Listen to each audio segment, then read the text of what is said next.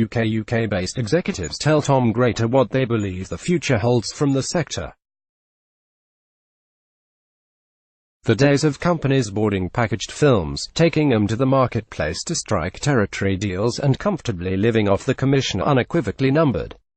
The bedrock of the international business, the ancillary revenue streams of DVD and TV output deals that distributors used to have as safety nets, has gone and buyers are less willing to take risks, meaning the margins of sustainability have decreased. And the pre-sales model of raising finance, while still workable, is increasingly unreliable.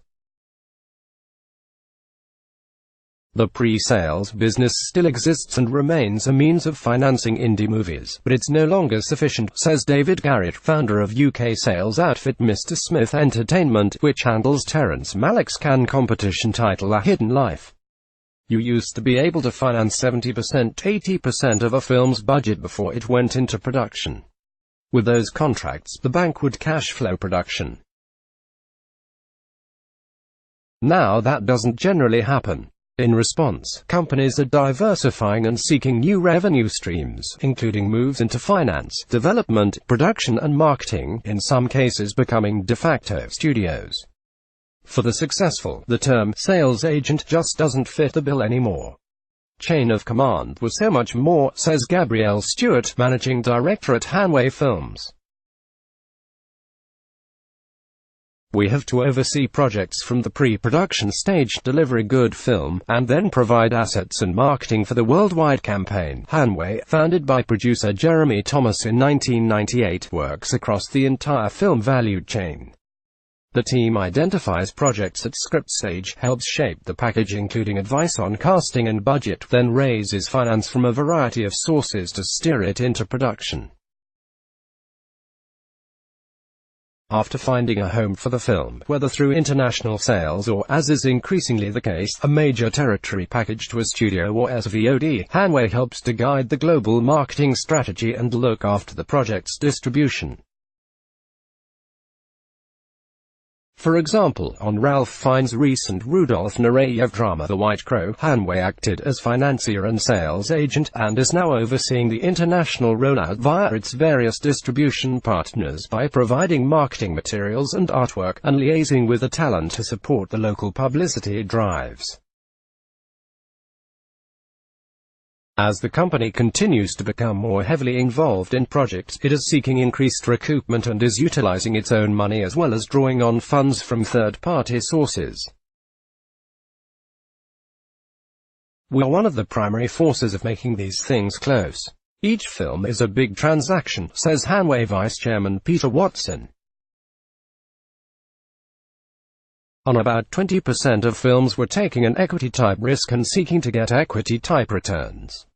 Several other UK-based sales companies are also now actively involved in financing. The lack of pre-sales is putting much more pressure on raising gap, soft money or equity. The only way to stay relevant is to bring money to the table, says Garrett, whose company is working on putting together a fund so it can co-finance. Financial ties come in various guises. Some companies are able to draw on in-house funds, while others rely on relationships with third-party funders to bring finance to the table for projects they're packaging, sometimes in a non-official but regular capacity, other times in a more formal arrangement. Torsten Schumacher's Rocket Science, for example, has utilized its funds to fully finance upcoming horror film Queen Mary. The company is backed by private sources and has the capability to completely bankroll projects. Embankment Films, meanwhile, regularly takes an executive producer position and often arranges finance for its sales titles.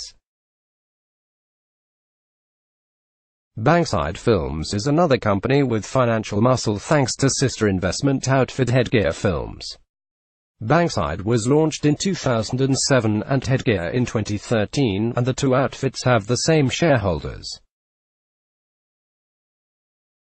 While they do not have an exclusive relationship, Headgear regularly provides finance for Bankside to utilize on the projects it boards for sales.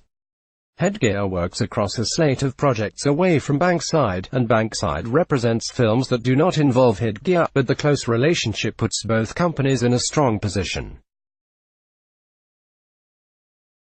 Bankside can bring headgear to the table in an aggressive manner. The risk profile of what they're prepared to invest in is greater when it's a Bankside film, says Bankside director Stephen Kelleher. A move into financing is not the only approach. Several outfits, including Bankside, have been adding production strings to the bows in recent years. We're absolutely committed to sales, but we wanted to diversify and have another business that will enable us to be relevant if there are seismic changes in the distribution landscape, says Kelleher. Taking the leap into that world of production was quite natural for us. One of the advantages of being a sales company is the knowledge of the marketplace, what distributors want, what cast works, what budget levels work. That's essential to producing successfully. The company hired acquisitions executive Sophie Green from Western Films in 2018 to lead the drive into production, utilizing development funds provided by Headgear.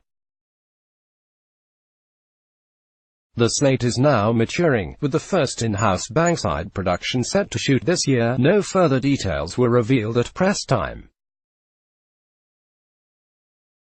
While the general idea is to engage the sales side of the business once projects come to fruition, not every film will go down that path. The global rights to the project shooting this year, for example, have already been bought by an as yet unannounced distributor. Bankside will employ producers to steer in-house projects through production. The company is also looking at partnership models. At the beginning of this year, it struck an arrangement with Northern Ireland Screen and Screen Ireland to produce a slate of Irish features. The two organizations wanted to do more cross-border projects but needed market support and finance, says Green. We jumped at the opportunity. The initiative is aimed at second-time filmmakers and the initial films will start being greenlit later this year. Each will be budgeted at $1.7 million, 1.5 meters. Protagonist Pictures is also making the move into full production. The company hired producer Len Rolls from Wild Gaze Films back in 2017 and tasked her with developing a slate of projects in-house. The ambition is to be producing, often in collaboration with other producers, says Protagonist CEO Dave Bishop. It's about taking a bit more ownership and being more involved in the process. Protagonist is also now taking financial stakes in projects, both by using its own money and utilizing third parties.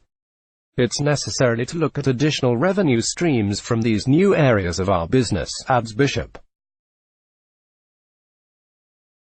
One company that has been combining sales operations with production for years is Independent. Founded in 2003, the firm may be most visible as a sales agent, but from day one has been focused on producing independent features. CEO Luke Rogue explains setting up the company as a multifaceted business was both a creative and financial decision. For production, having that sales infrastructure around you is really valuable because it's a great way of being fluent with talent. There's a constant flow of information between the two sides of the company, he says. The economic reasoning comes from the sales side of the business delivering more consistent returns, which counterbalances the unpredictable, but occasionally more profitable, nature of the production side. Rogue believes Independent is better placed than ever before in a marketplace where content is king. The business model has never felt more in tune, says Rogue. There's going to continue to be a strong appetite for content. I can't see that dropping off in the next decade. Independent, alongside several other companies, is also putting considerable effort into television production as the small screen industry continues to blossom. The company's development slate is now approaching a 50-50 split between film and TV, reveals Rogue. The new wave. Several companies have been set up with the evolving market in mind. Altitude Films, for example, is essentially an indie studio that works across the value chain from in-house development, through production, sales and UK distribution. Another, Cornerstone Films, was launched in 2015 by Alison Thompson and Mark Gooder as a direct response to the changing landscape. "We were conscious of the shifting paradigms," Gooder recalls. "From the start, our future-proofing was us reimagining how you would create a sales business for the future, with low overheads rather than the traditional approach involving a lot of people and a lot of flash. We understood the pre-sales business was under attack, so it was about building projects with producers and financiers, attaching ourselves to more IP, giving ourselves more ownership and influence." He explains the sales efforts of the business: "Keep the lights on."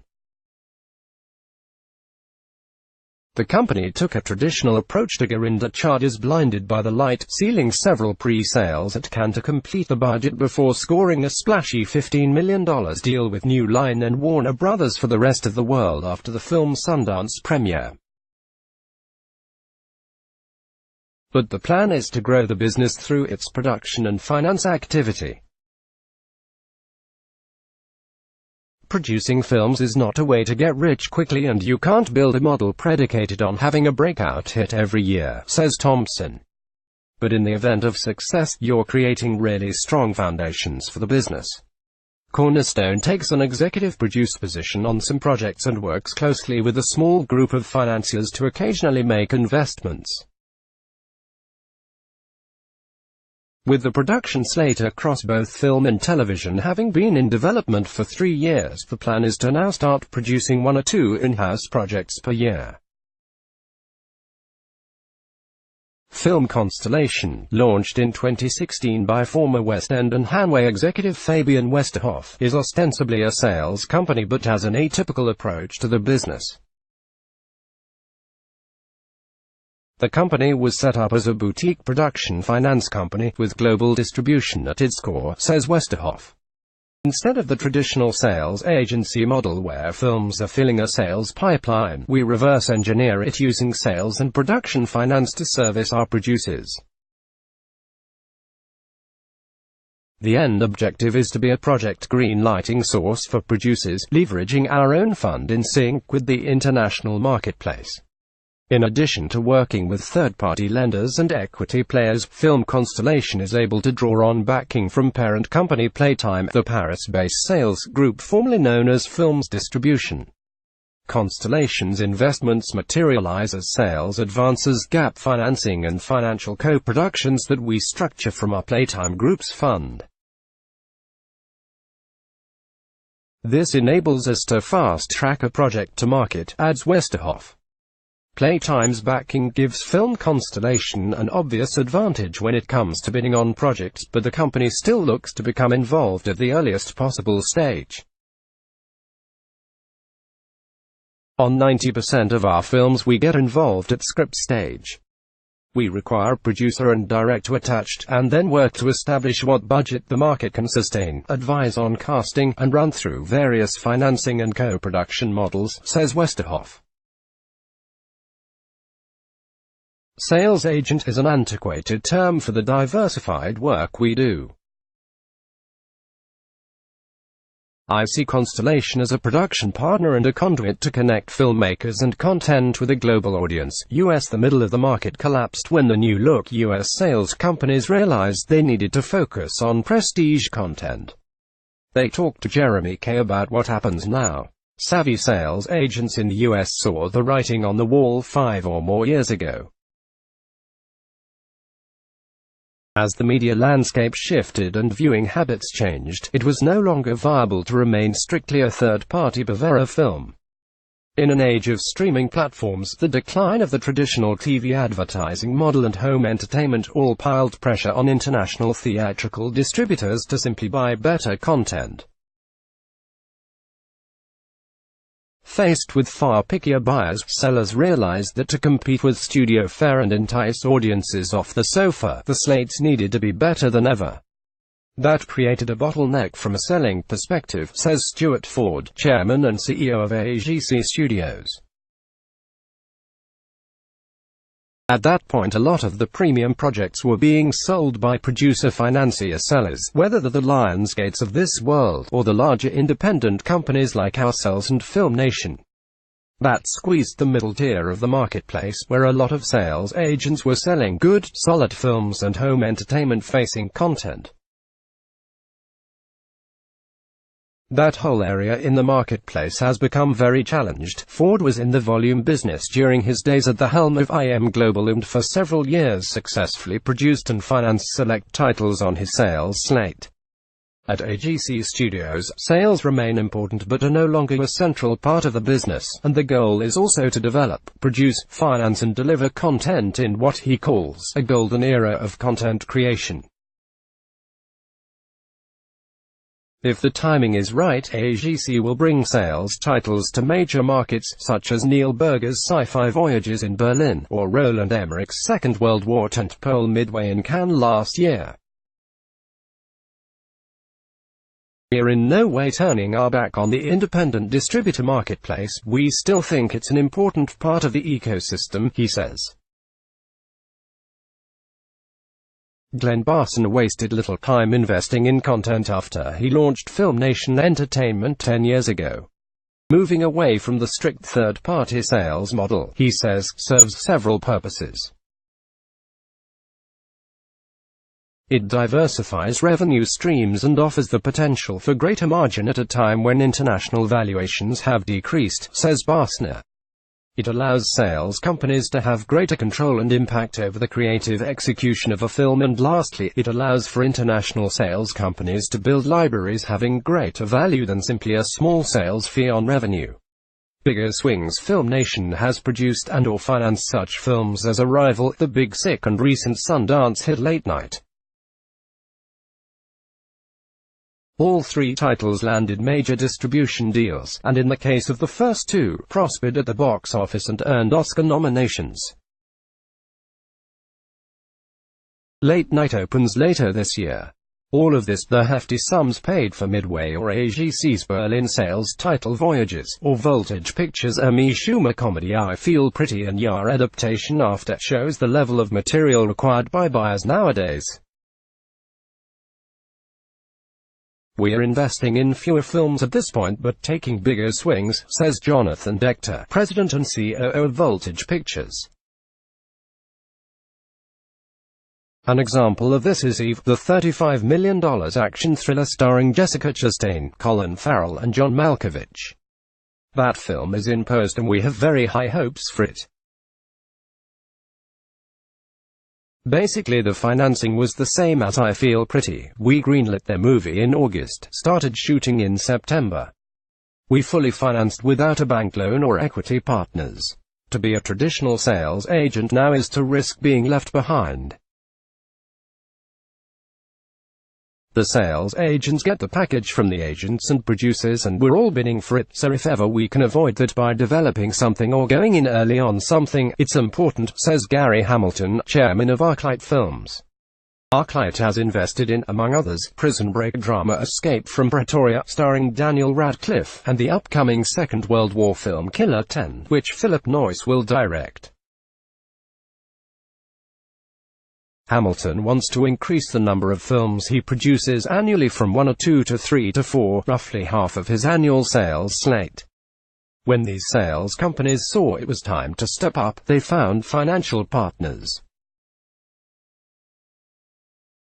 These have ranged from high-net-worth individuals, such as property moguls Stephen B. Samuels, Anthony Visconsi and Dominic Visconsi, who are among the Film Nation backers, with Roadshow Distribution, or Symantec CEO and Fibonacci Films founder Greg Clark for AGC Studios, to institutionalized investors, regional funds and larger media companies.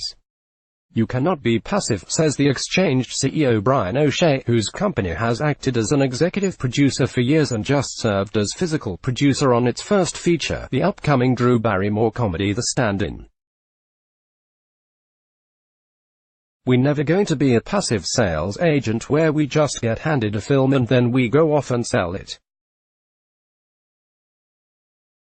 We're always doing more than just sales. Even if we just have the sales rights, we're doing the financing, we're shepherding the equity, we're negotiating on behalf of the producers and the soft money. Cinema Management Group President Edward Neltner sold a stake in his company to investors, the Cleveland Family Trust, 10 years ago, which gave him the leverage to afford higher advances when bidding for material and invest more in marketing sales titles to potential buyers.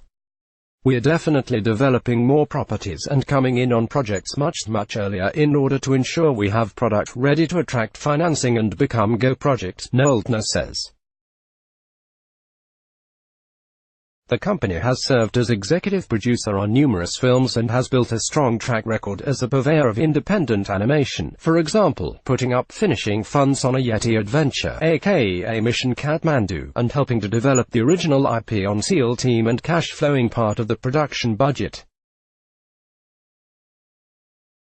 Living with the streamers. The rise of streaming platforms and the direct access to consumers inevitably throws the future of sales agencies as intermediaries into doubt. Sales agents might sell the world on a title to a streamer, or they might find themselves in a race with a streamer to secure rights to a project or the services of talent.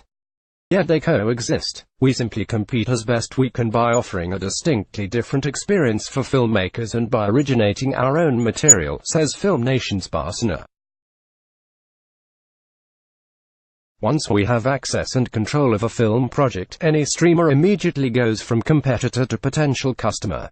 The value of physical film markets is a perennial talking point, but few in the sales space are ready to write them off. AGC Studios Ford notes while less business gets done on fewer titles, there is still demand for strong commercial titles. Coming to a market with an appealing package is efficient, yet not everybody can do this. At the mid and lower end, my sense is it's becoming incredibly hard to pre-sell these movies, he says. If you've got a finished movie and you've got a lot of unsold territories, almost everybody wants to go and sell to a streamer. France's sales companies are balancing the deep cinematic roots with a desire to move into new formats. They tell Melanie Goodfellow how they are making that happen. France boasts one of the biggest and most influential independent film sales sectors in the world, which shines on its home turf of Cannes Film Festival. More than 50% of the films in official selection are sold by French companies, which are also out in force across Directors' Fortnight and Critics' Week. Dimitri Stefanides, co-founding partner at WT Films, which is handling sales on French director Quentin Dupieux's Directors' Fortnight opener Dear Skin, says selection at an A-list festival is becoming a prerequisite. Launched with a focus on the sale, production and financing of genre features in 2012, WT Films has spread its wings into a wider sales slate of French-language dramas and comedies over the last 12 months. Although it achieved good business on some titles such as the drama Through the Fire, the company is now recentering back to genre. It's increasingly difficult to predict the potential of French-language films.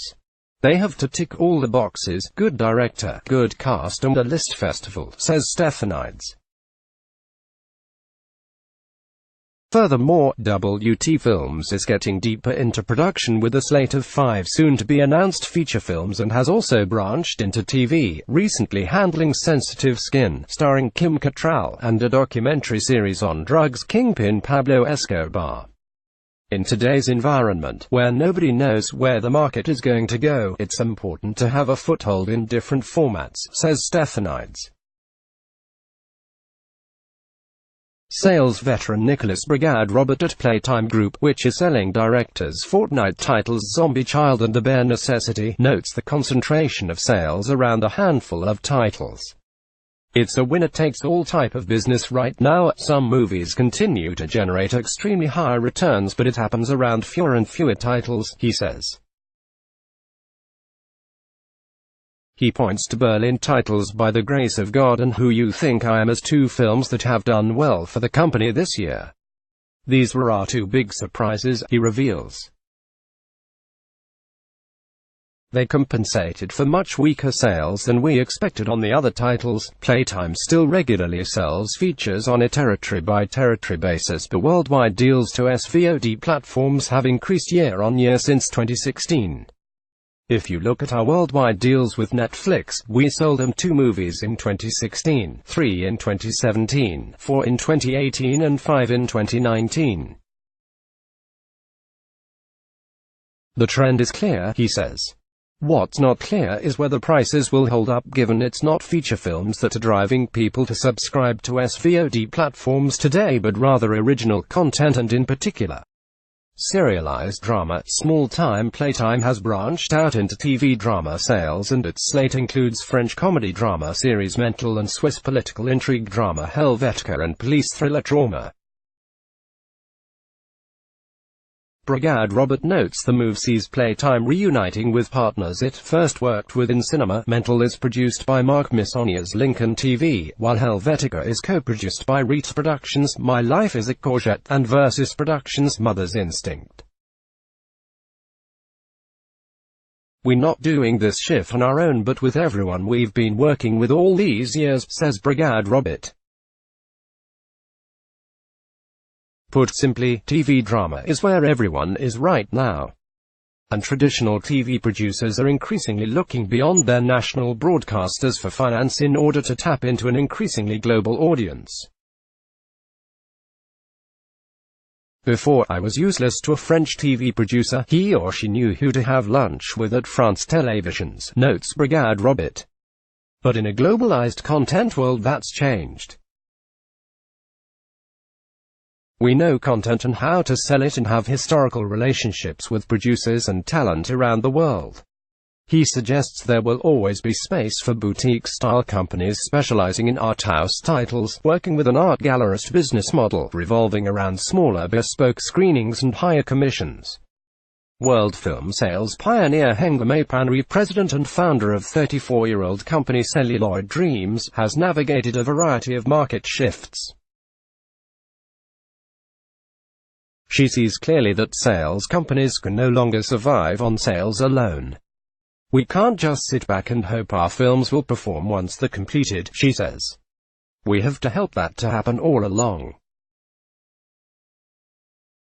In order to have a say in the production process, we have to bring financing and be one of the partners.